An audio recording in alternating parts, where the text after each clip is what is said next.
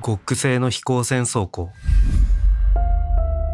私は興奮しながらこの星がどのような場所かを想像しました。科学技術が非常に発達し、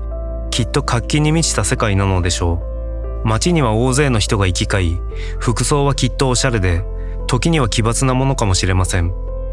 高層ビルは美しく草原で、未来的な車が空を飛んでいる様子さえ目に浮かびます。もしかしたらこの星の重要な人物が私を迎えに来てくれるのかも、あるいは盛大な歓迎会があるのではないかと期待が膨らみました。しかし実際に宇宙船から降りると少し様子が違いました。足元を使って歩くのではなく、ふわりと体が浮き上がるような感覚で宇宙船を後にすると、目の前の景色は一変していました。そこには街並みも華やかな歓迎の光景もありません。代わりに大小様々な飛行船が並ぶ棚が見渡せます。いくつかのロボットが集まって一隻の飛行船を囲んでいるのが見えます。おそらくそれは私たちが乗ってきた飛行船でしょう。どうやらここは飛行船の格納庫のようです。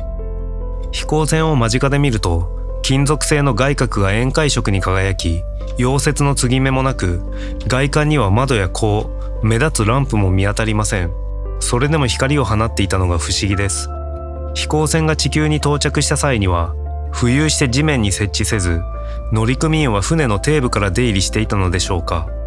また、内部に太い柱があり、その中心は空洞で、底部の扉に通じているのでしょうか。その後、私はさらに他の飛行船が空へと飛び立つのを目にしました。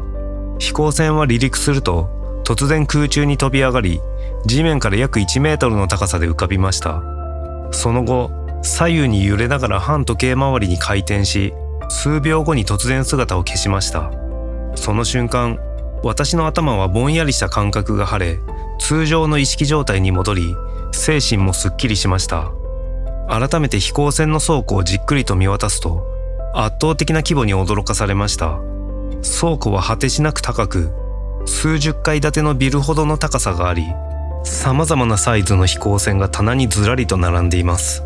私は立ち尽くし、これほど大きな倉庫がどのような素材でできているのかを考えました。壁や天井の材料はおそらく地球には存在しないものでしょう。倉庫の規模は驚くほど広大で、間隔は数十キロメートルにも及んでいるようです。柱のない広い空間が信じられませんでした。さらに気づいたのは、自分の体が地球よりもずっと重く感じられることです。呼吸が少し苦しく、この星の引力が地球よりも強いことを実感しました。そのため、天井の材料も相当強固なものである必要があるのでしょう。この巨大なスパンを支えるために、どれほど特殊な素材が使われているのかと考え、再び天井を見上げましたが、あまりにも高くて詳細ははっきりと見えません。倉庫の壁に近づいてみると、それは淡い黄色を帯びており、緻密で柔らかな質感を持ち、傷や欠け一つ見当たりません。壁にここまで気を使って作る必要があるのかと不思議に思いながら、さらに観察すると、壁の表面がかすかに震え、無数の微細なパーツが集まっているように見えます。この振動は全体が規則的に揺れているわけではなく、複雑で混沌とした感覚を与えました。壁に手を触れると、予想外にそれが空虚な感触であることに気がつきました。手を進めるほどに見えない力が強く働き、まるで正極同士が反発する磁石のように、触れ続けるほど強力な抵抗が返ってきます。しかしその反発力は、一般的な磁石とは比べ物にならないほど強大でした。この壁は何か実体のない物質でできているのだろうか、と心の中で疑問が浮かびました。その瞬間、再び神秘的な男性の声が頭の中に響きました。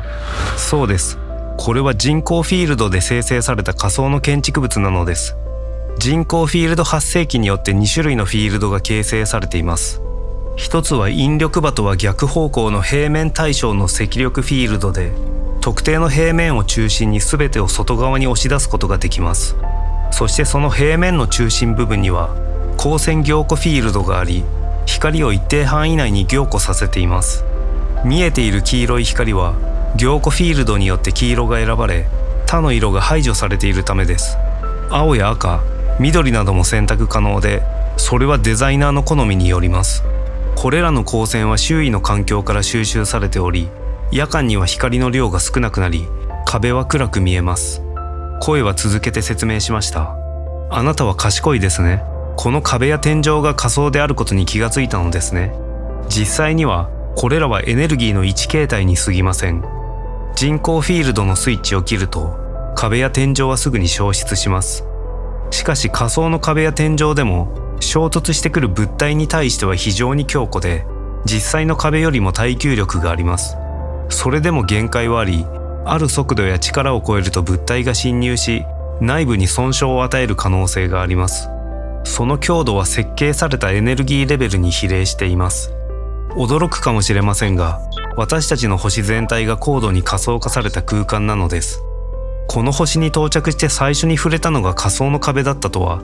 私は全く予想していませんでした。